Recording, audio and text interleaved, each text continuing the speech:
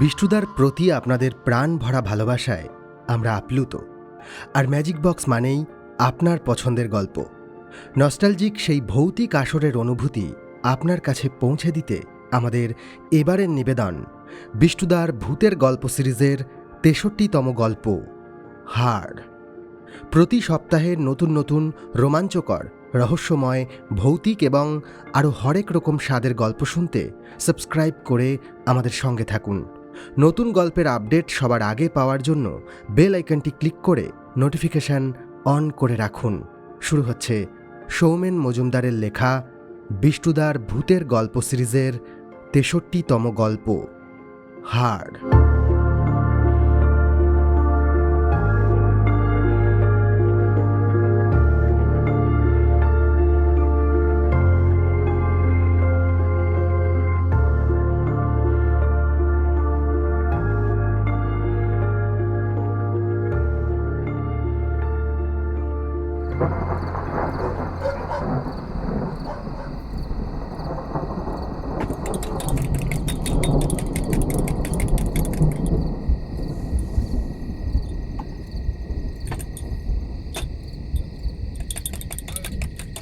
সন্ধ্যার অন্ধকার সবে ঘনিয়েছে। শীত এখনো পুরোপুরি বিদায় নেয়নি, তবুও আজ দুপুরের পর থেকে আকাশ হঠাৎ কেমন মেঘলা হয়ে উঠেছিল। পরিস্থিতি দেখে বারবার মনে হচ্ছিল এই বুঝি ঝমঝম করে বৃষ্টি নেমে পড়বে। এই সময়ে সাধারণত বৃষ্টির প্রত্যাশা কেউ করে না, তবে আমাদের সেই প্রত্যাশায় প্রকৃতির কিচ্ছু যায় আসে না। সন্ধ্যা পর্যন্ত যে নামেনি এটাই অনেক। দিনের আলো ফুরানোর পর লক্ষ্য করলাম আকাশে দুই একটা নিঃশব্দ আলোর ঝিলিক। মেঘ যে ভালোই জড়ো হয়েছে তা বেশ বুঝতে পারছি। এমন আবহাওয়ায় হরিদার চায়ের দোকানের আসর না বসলে সব কিছু বৃথা মনে হবে। অতএব আমরা সকলেই ঠিক সময় মতো উপস্থিত হয়েছি। টুকিটাকি গল্প সঙ্গে চা পান চলতে লাগলো আমাদের। যথারীতি একটু পরে আমাদের মধ্যে উপস্থিত হলো সেই মানুষটি যার জন্য মনে মনে আমরা সবাই অপেক্ষা করেছিলাম। আমাদের আসর বিষ্ণুদাকে ছাড়া অসম্পূর্ণ। তাই যখন আমাদের মধ্যমণি হরিদার চায়ের দোকানের বেঞ্চিতে এসে বসল, তখন আমরা একরকম মনে মনে চঞ্চল হয়ে উঠলাম। গুরুদেবের গল্পের ঝুলি তো নেহাত ছোট নয়। পরিস্থিতি অনুযায়ী একটু উস্কে দিতে পারলে অবধারিতভাবে ওই ঝুলি থেকে ঠিক লাফ মেরে বেরিয়ে পড়বে একখানা আস্ত ভূতের গল্প। তবে আজ আমাদের কোনো পরিশ্রমই করতে হলো না। বেঞ্চিতে বসে প্রথমেই হরিদার কাছ থেকে একটা চা চেয়ে নিয়ে তৃপ্তিতে একটা চুমুক দিয়ে নিজেই শুরু করলো বিষ্ণুদা। আবহাওয়ার যা পরিস্থিতি মনে হচ্ছে একটু পরেই বৃষ্টি নামবে। কেন জানি না একটা ঘটনার কথা আজ খুব মনে পড়ছে। আমরা সোৎসাহে সেই ঘটনা শোনার আগ্রহ প্রকাশ করলাম। গুরুদেব বলে চলল, তোরা এতদিন আমার সঙ্গে মিশে নিশ্চয়ই বুঝতে পেরেছিস আমার কর্মজীবন অদ্ভুত রকম বহুমুখী ছিল। কাজের উদ্দেশ্য আমার সব সময় নির্দিষ্ট করে অর্থনৈতিক ছিল না। বিভিন্ন জায়গায় ঘুরে ঘুরে নতুন কিছুকে দেখার আগ্রহ আমার সবচেয়ে বেশি ছিল। সেই সঙ্গে সামান্য উপার্জন, মানে যেটুকু হলে জীবনটা চলে যায়, সেটুকু হলেই আমি বরাবর খুশি ছিলাম। একবার এমনই এক কাজে পৌঁছেছিলাম এক প্রত্যন্ত গ্রামে। একটা খাল খনন করা হচ্ছে, আর সেখান থেকে যে মাটি উঠছে তাই দিয়ে পাশে রাস্তা তৈরি হচ্ছে। গ্রামের পঞ্চায়েত সদস্যের কাজের জায়গার কাছাকাছি একটা অতিরিক্ত বাড়ি ছিল। সেখানেই আমার থাকার বন্দোবস্ত হয়েছে। খাওয়া দাওয়া নিয়েও নিশ্চিন্ত। গ্রামেরই একজন ভদ্রমহিলা সকালে বিকালে রান্না করে খাবার আমায় পৌঁছে দিয়ে যায়। সব দিক থেকেই এক প্রকার নিশ্চিন্ত বলা চলে। তাছাড়া এসব কাজেও আমায় খুব একটা সমস্যা পোহাতে হতো না। যাই হোক, প্রথম কয়েকদিন বেশ ভালোই কেটে গেল। বেশ দ্রুত গতিতে কাজ এগিয়ে চলেছে। আমিও নিশ্চিন্ত মনে রয়েছি। সকালে একবার কাজের জায়গায় পৌঁছে সবাইকে সমস্তটা বুঝিয়ে দিই, তারপর নিজের মতো গ্রামে ঘুরে ঘুরে বেড়াই। মাঝে মধ্যে এসে দেখে যাই সব ঠিক মতো চলছে কিনা।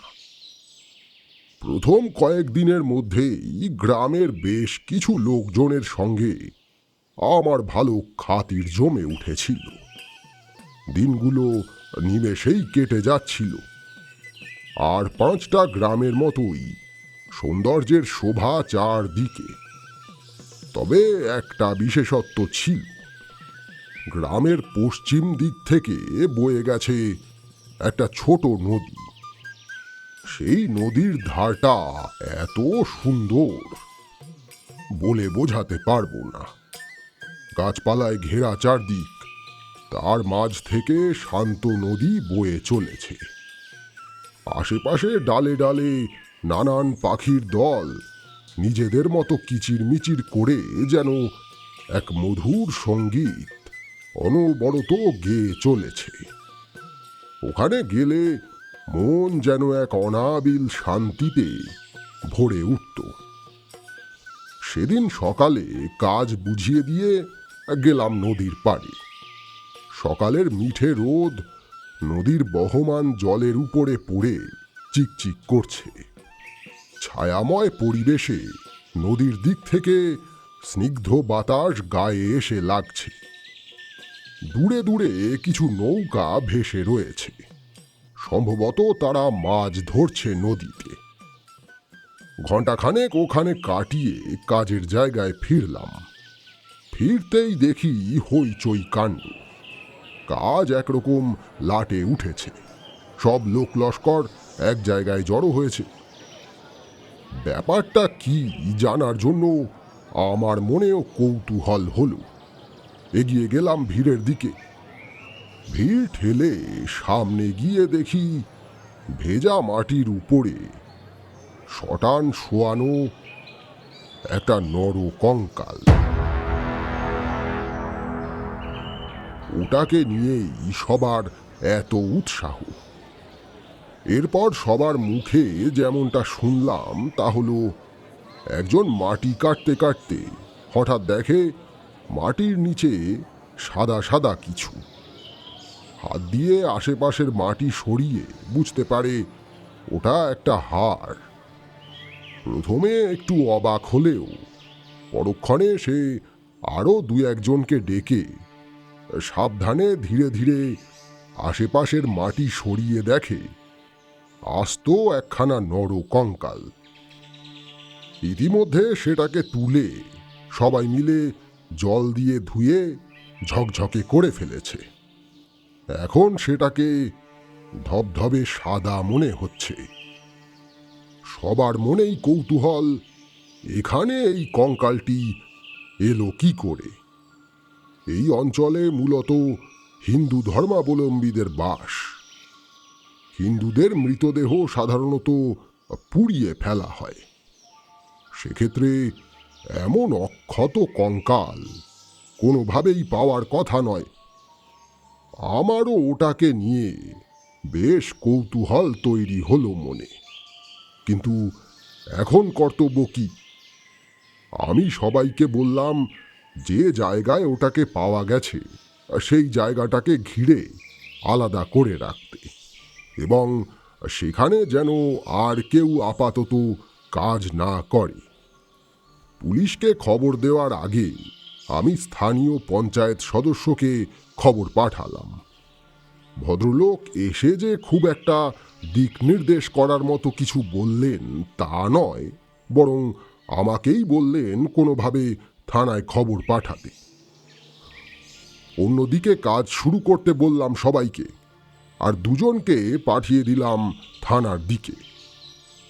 সবাই নিজের মতো কাজে লেগে পড়ল ঠিকই, কিন্তু সকলের মনেই এই ব্যাপারটা নিয়ে বেশ কৌতূহল, তা স্পষ্ট বুঝতে পারছিলাম। নিজেদের মধ্যে ওরা বিভিন্ন রকম সম্ভাবনা নিয়ে আলোচনা করছিল। আধ ঘন্টা পরে পুলিশ এসে পৌঁছালো। যে জায়গা থেকে ওটা উদ্ধার হয়েছে সেই জায়গাটা আমি ঘিরে রেখেছি দেখে পুলিশ অফিসার খুবই সন্তুষ্ট হলো। তবে এর পরে যা বলল তাতে আমি পড়লাম মহা ফ্যাসাদে। পুলিশ অফিসারের কথার সারমর্ম এই যে কয়েকটা দিন কঙ্কালটিকে এখানেই কোথাও রাখতে হবে।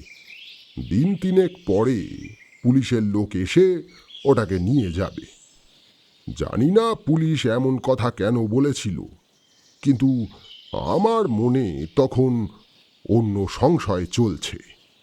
বেশ আন্দাজ করতে পারছিলাম এই কঙ্কালটিকে নিয়ে এখন আমায় সমস্যায় পড়তে হবে। যথারীতি পঞ্চায়েত সদস্যকে কঙ্কালটিকে তার বাড়িতে রাখার অনুরোধ করায় রীতিমতো রেড়ে করে উঠলেন এবং আমরা জোর করে তার বাড়িতে ওটাকে পাঠিয়ে দিতে পারি এই আশঙ্কায় কয়েক মুহূর্তের মধ্যে ঘটনাস্থল থেকে সরে পড়লেন। যারা কাজ করছিল তাদের বললাম, কেউই একটা কঙ্কাল নিজের বাড়িতে রাখতে রাজি নয়। এমনটা যে হবে তা আমি প্রথমেই বুঝতে পেরেছিলাম। রক্ত মাংসের জীবিত মানুষ যদিও একটা নরকঙ্কালের চেয়ে বেশি ভয়ঙ্কর, তবু তাকে নিয়ে মানুষ ভয় পায় না। অথচ ওই নিষ্প্রাণ শরীরের কাঠামো সাধারণ মানুষের কাছে ভয়ের বাহক। কি আর করি, শেষমেশ ঠিক হলো পুলিশ যতদিন না ওটাকে নিয়ে যাচ্ছে ততদিন ওটা আমার কাছেই থাকবে। সাবধানে রাখার জন্য ঢাকনা খোলা একটা বাক্স তৈরি করা হলো। যারা ওখানে কাজ করছিল তাদের কয়েকজন মিলেই কাঠ জোগাড় করে বাক্সটা ঘণ্টাখানেকের মধ্যে তৈরি করে ফেলল।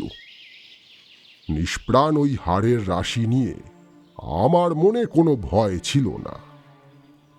তবু কেন জানি না মনের মাঝে অতি সূক্ষ্ম এক আশঙ্কা অনুভব করছিলাম। পুলিশ অনেকক্ষণ আগেই চলে গেছে।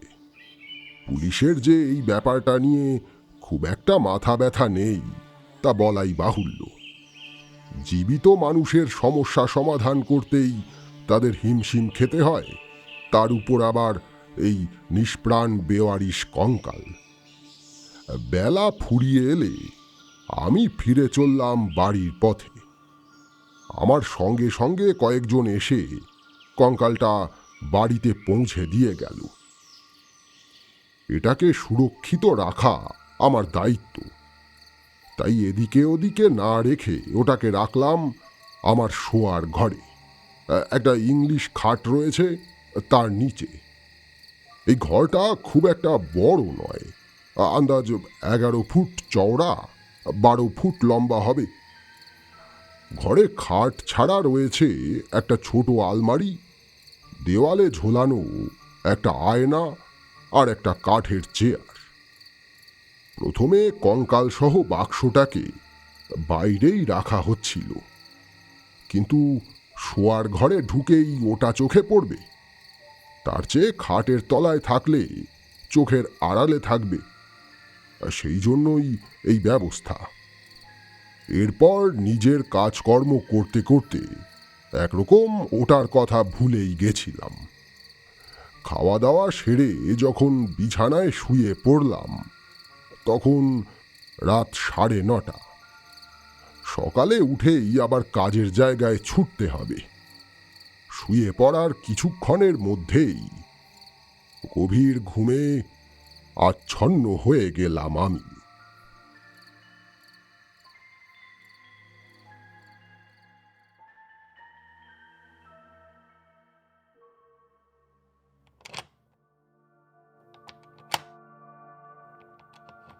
রাত তখন 1:30-2 হবে। হঠাৎ খটখট একটা শব্দে আমার ঘুমের ঘোর কাটল। সদ্য ঘুম ভাঙলে একটা আচ্ছন্ন ভাব থাকে, অতএব সেভাবেই শুয়েছিলাম। তবে এখন একটু সজাগ। এবার সেই সজাগ অবস্থাতেই আবার শব্দটা কানে এলো। ব্যাপার কি? অন্ধকারে চোখ মেলে তাকালাম। ঘুটঘুটে অন্ধকার ঘর। নাইট ল্যাম্প জ্বালিয়ে শোয়ার অভ্যাস আমার কোনোদিনই ছিল না। প্রথমটায় চোখ মেলে তাই কুচকুচে কালো অন্ধকার ছাড়া কিছুই ঠাহর করতে পারলাম না।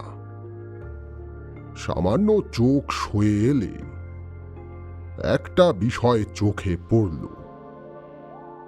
ঘরের দরজাটা খোলা।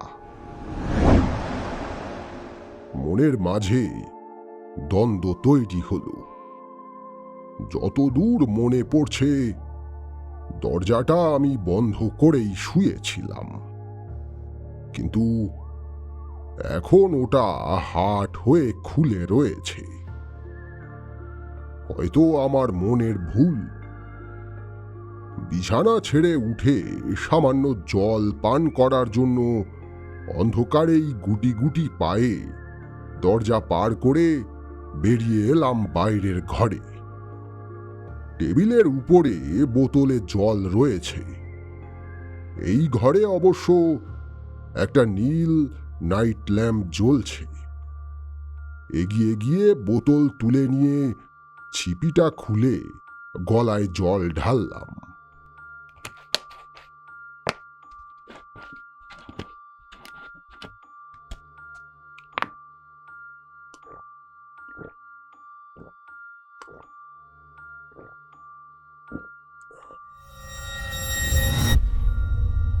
ঠিক সেই মুহূর্তে হঠাৎ আমার মনে হলো ওই অন্ধকারময় ঘরে একদম আমার পিছনেই কেউ একজন এসে দাঁড়িয়েছে। গরমকাল, তাই খালি গায়ে ছিলাম। একরাশ শীতল নিঃশ্বাস আমি স্পষ্ট অনুভব করলাম আমার পিঠের উপরে। সেই শীতলতা এমন তীব্র যে একবারের জন্য পুরো শরীরটা কেঁপে উঠল। সঙ্গে সঙ্গে আমি পিছনে ফিরলাম। চারিদিকে নীলাভ নাইট ল্যাম্পের আলো মৃদু হয়ে ছড়িয়ে পড়েছে। আমি ছাড়া এখানে দ্বিতীয় কারো অস্তিত্ব নেই, অথচ ওই নিঃশ্বাসের প্রবাহ আমি স্পষ্ট অনুভব করেছি।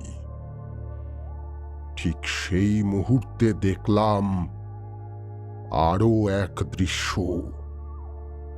চোখের পলকে মনে হলো ঘরের অন্ধকার একটা কোণা থেকে একটা ছায়া মূর্তি নিমেষেই খোলা দরজা দিয়ে আমার শোয়ার ঘরে ঢুকে পড়ল, এবং সঙ্গে সঙ্গে দরজাটা মৃদু ক্যাচ ক্যাচ শব্দ করে নিজে থেকেই বন্ধ হয়ে গেল।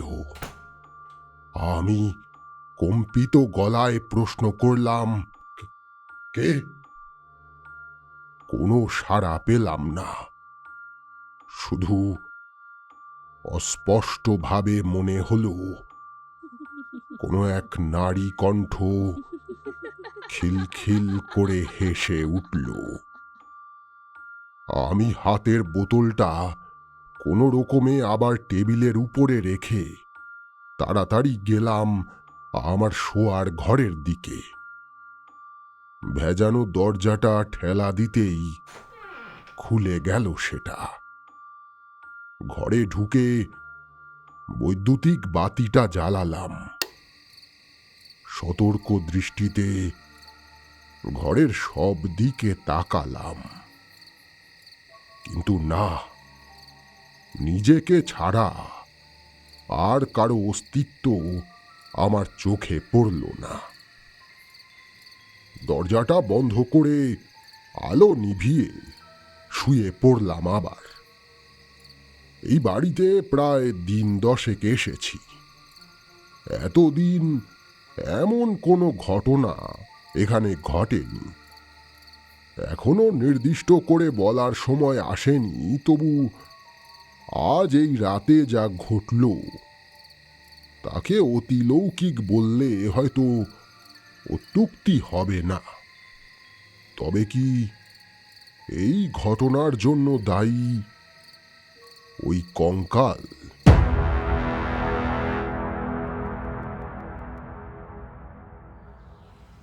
পরদিন সকালে নির্দিষ্ট সময়ে আবার গেলাম কাজের ওখানে। গতকাল উদ্ধার হওয়া কঙ্কাল নিয়ে লোকজনের উৎসাহ এখনো একই রকম বজায় আছে। নিজেদের মধ্যে টুকিটাকি আলোচনা চলছে। আমি সবাইকে কাজ বুঝিয়ে দিয়ে আশেপাশে একটু ঘুরে এলাম। বেলার দিকে এসে দেখলাম সব ঠিকঠাক চলছে কিনা। কাজ বেশ দ্রুত গতিতেই এগোচ্ছে। সব কাজের মাঝে সারা দিন জুড়ে আমার মাথায় ওই কঙ্কালের কথা ঘুরতে লাগলো। কঙ্কাল কতগুলো নির্জীব হাড়ের সমষ্টি ঠিকই, তবু কখনো এই পৃথিবীতে বেঁচে থাকা একটা প্রাণীর প্রমাণ, এ কথা তো অস্বীকার করা যায় না। ভৌতিক লোককথায় অতৃপ্ত আত্মার সঙ্গে বারবার কঙ্কালের প্রসঙ্গ এসেছে। তবে কি এই কঙ্কালের সঙ্গেও তেমন কিছু জড়িয়ে আছে? সেদিনের মতো কাজ শেষ হলে ফিরে এলাম বাড়িতে। গতকাল ফেরার পরে কঙ্কালের বিষয়টা প্রথমে আমার মাথাতেই ছিল না। আজ আমি মুহূর্তের জন্যেও সেই ভাবনা মাথা থেকে দূর করতে পারলাম না।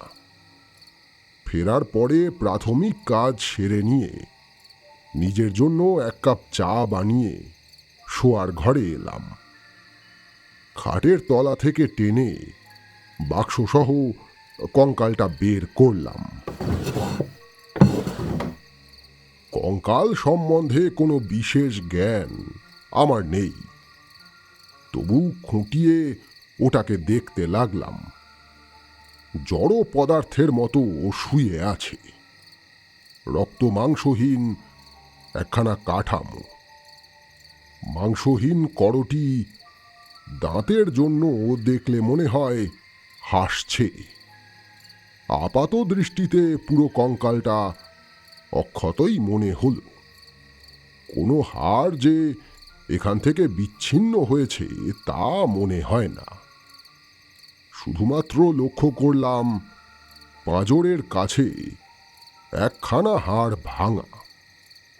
মাটি কাটার সময় কোদালের আঘাতে সদ্য ভেঙেছে এমন নয়। দেখে আমার অনভিজ্ঞ চোখে যা মনে হলো, ওটা সম্ভবত অনেক আগেই ভেঙেছে। হতে পারে মৃত্যুর সময় ওই হাড় ভেঙেছিল। এমনটাও হতে পারে ওই ভাঙা হাড় আসলে মৃত্যুর কারণ। মন আমার অস্থির হয়ে উঠেছে। এসব বিষয়ে আমার মনে ভয়ের চেয়ে আগ্রহ বেশি তৈরি হয়। মাথার মধ্যে চিন্তাটা লেগে রইল। কঙ্কালটাকে ঢুকিয়ে যথাস্থানে রাখলাম। আমার সন্দেহ যদি খুব ভুল না হয়, তবে গত রাতের অতিলৌকিক অভিজ্ঞতার জন্য এই কঙ্কালটাই দায়ী। তাছাড়া আমি এতটা দুর্বল চিত্ত নই। বাড়িতে একটা কঙ্কাল আছে এই ভয়ে দৃষ্টিভ্রম হবে। এরপর কিছুক্ষণ বিছানাতেই শুয়ে সময় কাটল।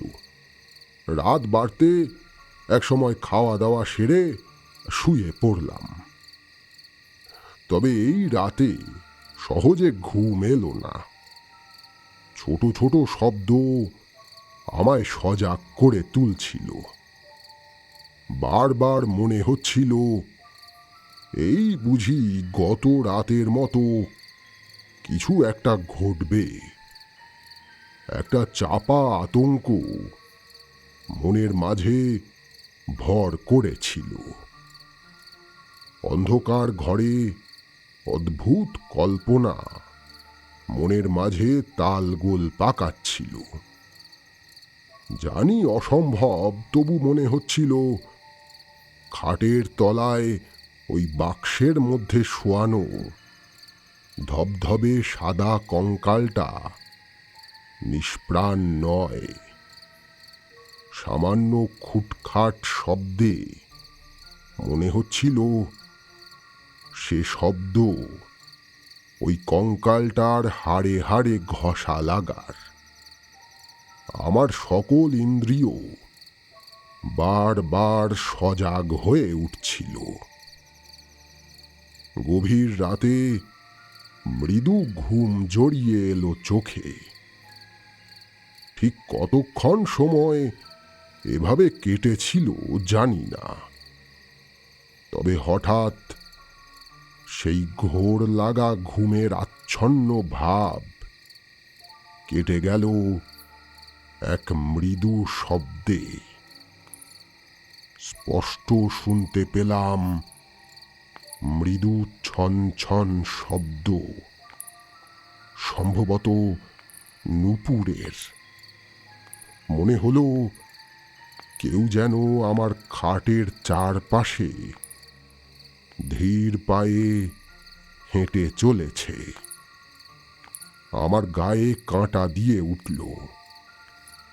এক শীতল অনুভূতিতে শরীর আচ্ছন্ন হয়ে গেল।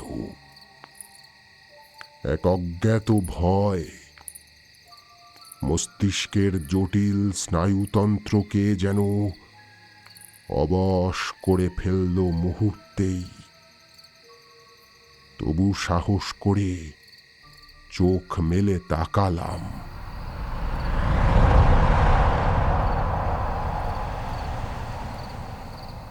প্রথমে সব কিছুই গলানো পিচের মতো কালো মনে হলো। সে নিশ্ছিদ্র অন্ধকারে কিছুই চোখে পড়ে না। হঠাৎ সেই অন্ধকারের মাঝে দুখানা জ্বলন্ত কয়লার টুকরোর মতো ভাসমান আলো জ্বলে উঠল। নূপুরের শব্দটা তখন থেমে গেছে। সেই জ্বলন্ত আলোক পিণ্ড দুটোর মৃদু আলোয় এরপর স্পষ্ট হয়ে উঠল একটা মুখাবয়ব। সে মুখাবয়ব কোনো মানুষের নয়, রক্ত মাংসহীন ধবধবে সাদা এক করটি। সেই করটির চোখের কোটর দুটোর মাঝে জ্বলে উঠেছে ওই আলোক পিণ্ড। বুঝলাম, যা প্রথমে ভাসমান আলোক পিণ্ড বলে মনে হয়েছিল আমার, আসলে তা আমার বিছানার পাশে দাঁড়িয়ে থাকা এক নরকঙ্কালের জ্বলন্ত চোখ। মনে হলো দারুণ ভয়ে আমার হৃদপিণ্ডের স্পন্দন থেমে গেছে। ওই কঙ্কালটা যেন আমার অসহায় পরিস্থিতির দিকে তাকিয়ে কটাক্ষের হাসি হাসছে। ওই প্রাণহীন কঙ্কাল সজীব হয়ে উঠেছে, আর আমি জলজ্যান্ত মানুষ সেই মুহূর্তে জড় পদার্থের মতো স্পন্দনহীন স্থির হয়েছিলাম। আমার গলা শুকিয়ে কাঠ হয়ে এসেছে। অজ্ঞান হওয়ার আগের মুহূর্তে যেমন অনুভূতি হয় ঠিক তেমন অনুভব করছি শরীরে। এরপর হঠাৎই আরও এক অতিলৌকিক ঘটনা ঘটল আমার চোখের সামনে। মুহূর্তেই সেই ধবধবে জ্বলন্ত চোখে তাকিয়ে থাকা কঙ্কালখানা অন্ধকারের মাঝে সাদা ধোঁয়ায় পরিণত হয়ে মিলিয়ে গেল। ওই অতিলৌকিক মূর্তি আমার চোখের সামনে থেকে মিলিয়ে যেতে আমি যেন বুকে সামান্য বল পেলাম। উঠে পড়লাম বিছানা ছেড়ে। এক লাফে অন্ধকারের মাঝে এগিয়ে হাতড়ে ঘরের আলোটা জ্বালালাম। তারপর কি মনে হতে খাটের তলা থেকে বাক্সটাকে বের করলাম। দেখলাম কঙ্কালটা এখনো একইভাবে শোয়ানো আছে। তার কোনো পরিবর্তন আমার চোখে ধরা পড়ল না। সেই মুহূর্তেই মনে মনে ঠিক করেছিলাম ওই কঙ্কাল আমায় যত দ্রুত সম্ভব বিদায় করতে হবে। ওটা মোটেই শুভ নয়। ওই নির্জীব কঙ্কালের সঙ্গে জড়িয়ে আছে কোনো অতৃপ্ত আত্মা, যা আমায় বারবার টেনে নিয়ে যাচ্ছে অতিলৌকিক এক ভয়ানক জগতে। মনকে কিছুটা শান্ত করে আবার শুয়ে পড়লাম বিছানায়। ঘড়িতে তখন সময় রাত 2:30। কখন যেন নিজের অজান্তেই ঘুমিয়ে পড়লাম। সে রাতে দেখেছিলাম এক ভয়ানক দুঃস্বপ্ন।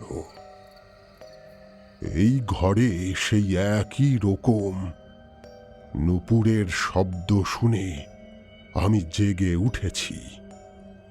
ঘরের মাঝে আবার সেই ভাসমান জ্বলন্ত চোখ, তবে এবার আর সেই রক্ত মাংসহীন হাড়ের কাঠামো নয়। তার বদলে উপস্থিত হয়েছে এক অসম্পূর্ণ নারী মূর্তি। বীভৎস সে চেহারা, শরীরের কিছু অংশে রক্ত মাংস রয়েছে, বাকি অংশে বেরিয়ে রয়েছে শুধুমাত্র হাড়। মুখের এক পাশে শুধুমাত্র করটি দেখা যাচ্ছে, অন্য পাশে তাজা রক্ত মাংস। সে মূর্তির ঠোঁটের কোণায় ঠিক সেই করটির মতো তির্যক হাসি। আরও কি, বীভৎস সেই নারী মূর্তির একদিকের পাঁজরের মাঝে গেঁথে রয়েছে একখানা তীক্ষ্ণ বর্ষা।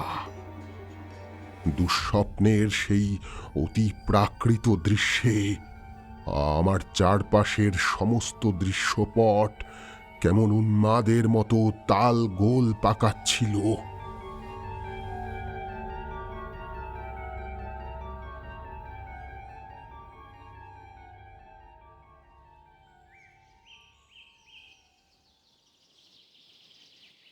এভাবে প্রায় বিনিদ্র রাত কাটিয়ে যখন সকালে আমি কাজের ওখানে পৌঁছালাম, তখন অনিদ্রায় আমার চোখ লাল হয়ে রয়েছে। কয়েকজন জিজ্ঞাসাও করল আমার শরীর ঠিক আছে কিনা। আমি অবশ্য তাদের কোনো কথা বলিনি। এসব কথা বললে অহেতুক আতঙ্ক ছড়িয়ে পড়তে পারে। নিজের মাঝেও অদ্ভুত একটা পরিবর্তন আমি লক্ষ্য করলাম। কিছুতেই আমার মন বসছে না, কারো সঙ্গে কথা বলতে ইচ্ছা করছে না, কোনো কাজ ভালো লাগছে না। সারাটা দিন আজ কাজের ওখানেই চুপচাপ বসে কাটালাম। মন বারবার চাইছিল বাড়িতে ফিরে ওই কঙ্কালটাকে দেখতে। কেন মন এমনটা চাইছে জানি না, তবু শুধু এটাই সেই মুহূর্তে আমার মনের একমাত্র তীব্র আকাঙ্ক্ষা। কাজ শেষে ফিরলাম বাড়িতে। বাড়ি ফিরে আজ কোনো কিছুই করলাম না। সোজা খাটের তলা থেকে বাক্সটা বের করে কঙ্কালটাকে দেখতে লাগলাম। নিতান্ত কিছু শুকনো প্রাণহীন হাড় ছাড়া তো কিছু নয়, তবু যেন ওটার অসীম শক্তি, অকল্পনীয় ক্ষমতা। চোখের কোটর দুখানা এখন শূন্য, কিছুই নেই সেখানে।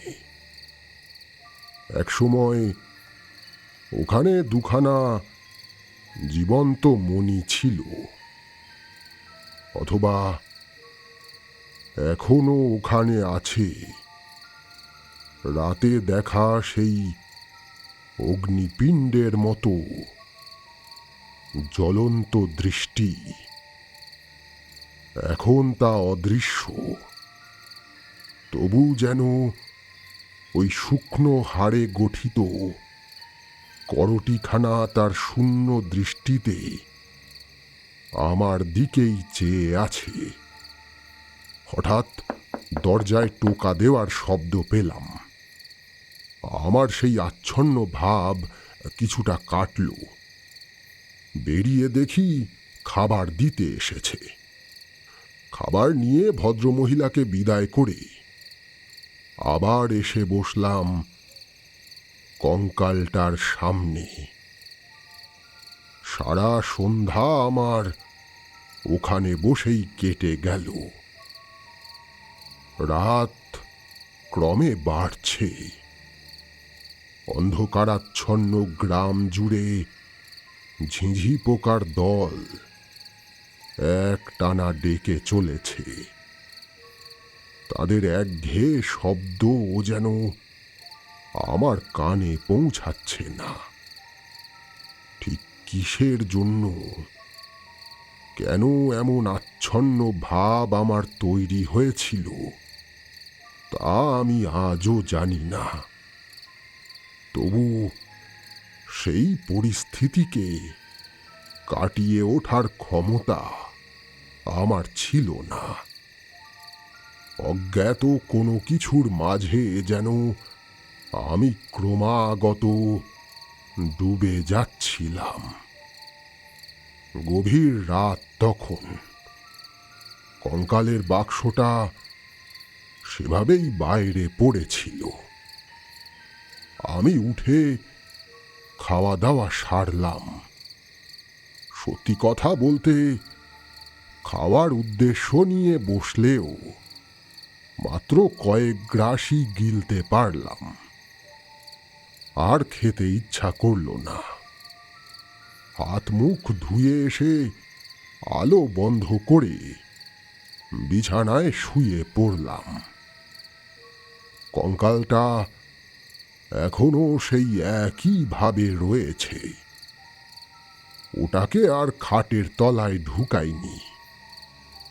কিছুক্ষণ অন্ধকারের মাঝে শুয়ে থাকার পর কি মনে হতে আবার উঠে আজ ঘরের নাইট ল্যাম্পটা জ্বালালাম। তারপর বিছানার উপরে উবু হয়ে শুয়ে মাথাটা কিছুটা বাইরে বের করে তাকিয়ে রইলাম বাক্সের মধ্যে থাকা কঙ্কালটার দিকে।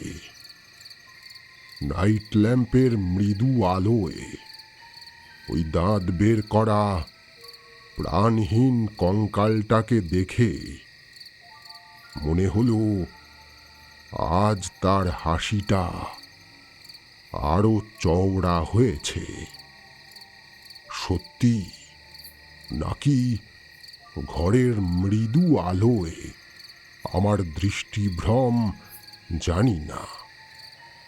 চোখের অন্ধকার কোটর দুটোর মাঝে যেন জলজলে একজোড়া মণি হঠাৎই ঝিলিক দিয়ে উঠল।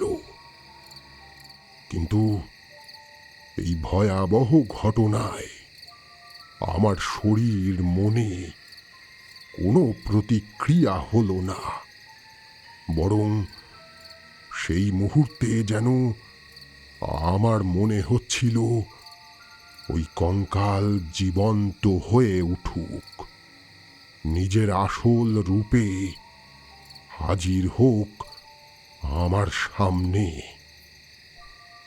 তাকে সেই রূপে দেখার এক তীব্র আকাঙ্ক্ষা আমার মনে তীব্রতর হয়ে উঠছিল। তবে সে আকাঙ্ক্ষা পূরণ হলো না। যতক্ষণ সজাগ ছিলাম আর কিছুই ঘটল না। কখন যে ঘুমে চোখ আচ্ছন্ন হয়ে এসেছিল তা জানি না আমি।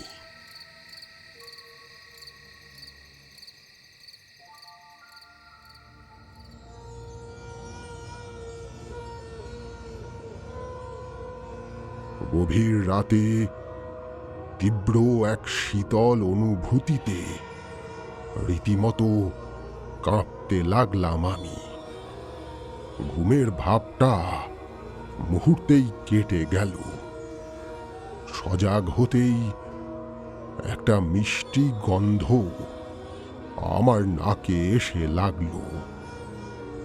সে গন্ধ যেন মাতাল করে দেয় এমন এমন গন্ধ আসছে কোথা থেকে? আচ্ছন্ন ভাব কাটিয়ে চোখ মেললাম। ঘুমের মাঝে কখন বাঁ দিকে কাত হয়ে শুয়েছি। চোখ মেলার সঙ্গে সঙ্গে ঘরের নাইট ল্যাম্পের মৃদু আলোয় সামনের দৃশ্যটা আবছা চোখে পড়ল। কোনো রকম অস্বাভাবিক কিছু না। চোখ মেলেই উল্টো দিকে ঘুরতে গিয়ে আমার বুকের ভিতরটা ধড়াস করে উঠল। গত রাতে যে মূর্তিকে স্বপ্নে দেখেছিলাম সেই একই মূর্তি এখন আমার সামনে উপস্থিত। খাটের ধারে সেই তির্যক হাসি ঠোঁটের কোণায় নিয়ে আমার দিকে স্থির দৃষ্টিতে তাকিয়ে আছে। চোখ দুখানা তার জ্বলন্ত কয়লার মতো উজ্জ্বল হয়ে আছে। সে চোখে যেন তীব্র লালসা। ওই অসম্পূর্ণ নারী মূর্তির হাত থেকে আমার আর নিস্তার নেই। আমার প্রাণ না নেওয়া পর্যন্ত ওই অতৃপ্ত আত্মার লালসা পূর্ণ হবে না। ওই জ্বলন্ত চোখ যেন স্পর্শ না করেই প্রাণ শুষে নিতে পারে। এবার সেই অর্ধেক কঙ্কাল অর্ধেক মানুষ রূপী মূর্তি এক লাফে উঠে এলো বিছানার উপরে। তার শরীরের ক্ষতগুলো থেকে টপ টপ করে রক্ত ঝরে পড়ছে। কষ বেয়ে নামছে লালসার লালা। তার পাঁজরে এখনো গেঁথে রয়েছে সেই বর্ষা। নাইট ল্যাম্পের মৃদু আলোয় তার তীক্ষ্ণ ফলা চকচক করছে। দানবীয় জন্তুর মতো একটা গর্জন করে সে তার পাঁজর থেকে টেনে বের করলো বর্ষাখানা। এই দৃশ্য সচক্ষে দেখে তখন আমি পাথরের মূর্তিতে পরিণত হয়েছি। শরীরে নড়াচড়া করার সামান্য শক্তিটুকু অবশিষ্ট নেই। মস্তিষ্ক যেন অসাড় হয়ে গেছিল, আর সেই ছড়িয়ে থাকা মিষ্টি গন্ধ যেন আমায় মাতাল করে রেখেছে। কিন্তু শিয়রে যখন মৃত্যু উপস্থিত, তখন আতঙ্ক যে কোনো মানুষকেই গ্রাস করে। আমারও তাই হলো। সেই বীভৎস মূর্তি বর্ষার ফলাখানা আমার দিকে লক্ষ্য করে মাথার উপরে উঁচু করে ধরল। চোখের পলকে এরপর সেই ফলা সজোরে নেমে এলো, ঢুকলো আমার পাঁজরের মাঝে। তারপর সব কিছু অন্ধকার হয়ে গেল।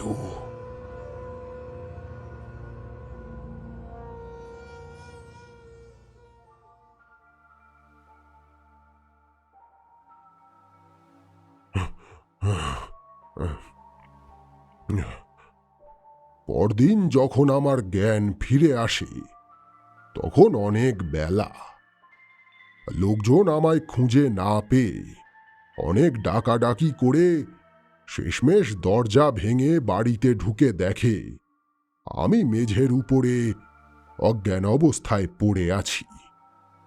আশ্চর্য ব্যাপার, কঙ্কালটা বাক্সর ভিতরে খাটের তলাতে ঠিক জায়গাতেই ছিল।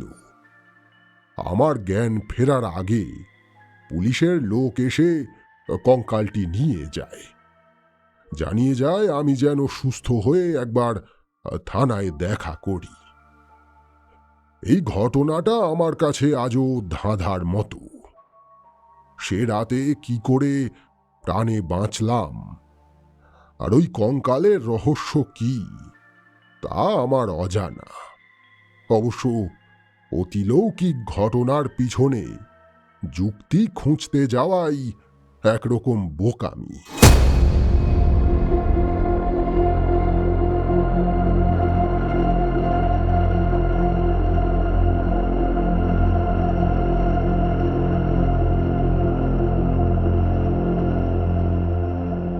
শুনছিলেন বিষ্টুদার ভূতের গল্প সিরিজের ৬৩তম গল্প হাড়। আপনাদের সঙ্গে ছিলাম আমি সৌমেন। গল্পটি কেমন লাগলো অবশ্যই জানান কমেন্ট বক্সে। ভালো লাগলে লাইক এবং শেয়ার করুন।